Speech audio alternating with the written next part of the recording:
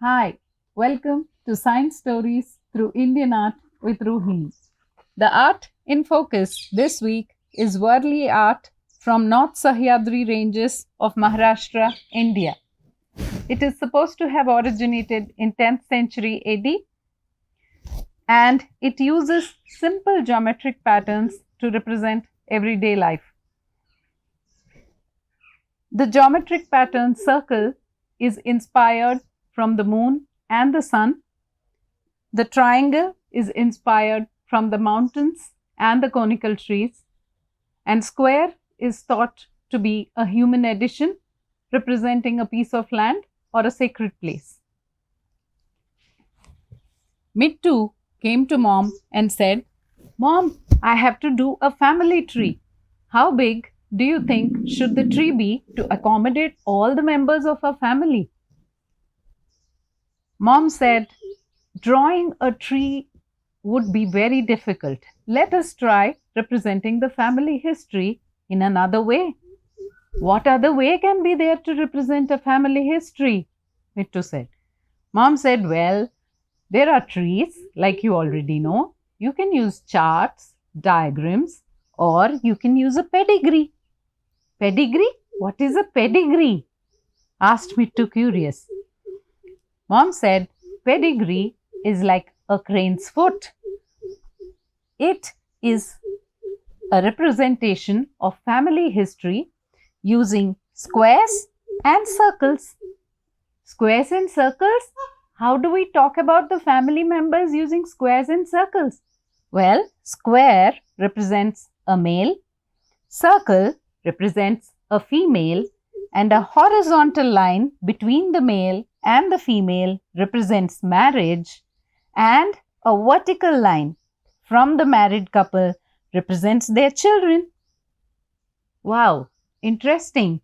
But why is there a horizontal line between the children also? Well, if they have 4 children or 5 children, we draw one big line and then put small vertical lines to indicate that all these children belong to these parents. "Nice," said Mittu. "What else?" "You always represent the first child on the left side and then subsequent children on the right side of the first child." "That's nice. How many people can we accommodate here?" "Well, on this chart, you can accommodate 350 people. Let me show you," said Mom and started drawing. "Of course, I'll put the representations larger for you to understand," she said.